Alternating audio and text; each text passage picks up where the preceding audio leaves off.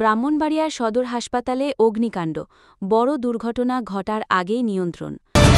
Voice of Brahmanbaria 24 সংবাদে সারাক্ষণ।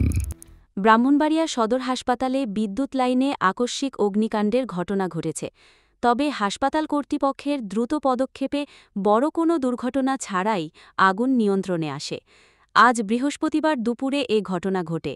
আগুন লাগার সঙ্গে সঙ্গে হাসপাতাল চত্বরে ধোঁয়া ছড়িয়ে পড়লে রোগী ও স্বজনদের মধ্যে আতঙ্ক দেখা দেয়। মুহূর্তেই ওয়ার্ড ও চেম্বার থেকে রোগী, চিকিৎসক ও কর্মচারীরা নিরাপত্তার স্বার্থে বাইরে বেরিয়ে আসেন। পরে হাসপাতাল কর্তৃপক্ষ ও স্থানীয়দের দ্রুত প্রচেষ্টায় আগুন নিয়ন্ত্রণে আনা হয়। এতে বড় ধরনের কোনো ক্ষতি হয়নি বলে জানা যায়। এদিকে দীর্ঘদিন ধরে ব্রাহ্মণবাড়িয়া সদর হাসপাতালে অনিয়ম, অপরিচ্ছন্ন পরিবেশ, টেন্ডার প্রক্রিয়ায় দুর্নীতি ও ব্যবস্থাপনায় ত্রুটির অভিযোগ রয়েছে। এসব বিষয়ে স্থানীয় নাগরিকরা ক্ষোভ প্রকাশ করেছেন।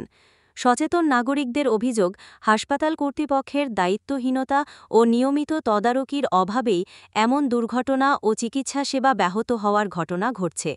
তারা দ্রুত প্রয়োজনীয় পদক্ষেপ গ্রহণের দাবি জানিয়েছেন।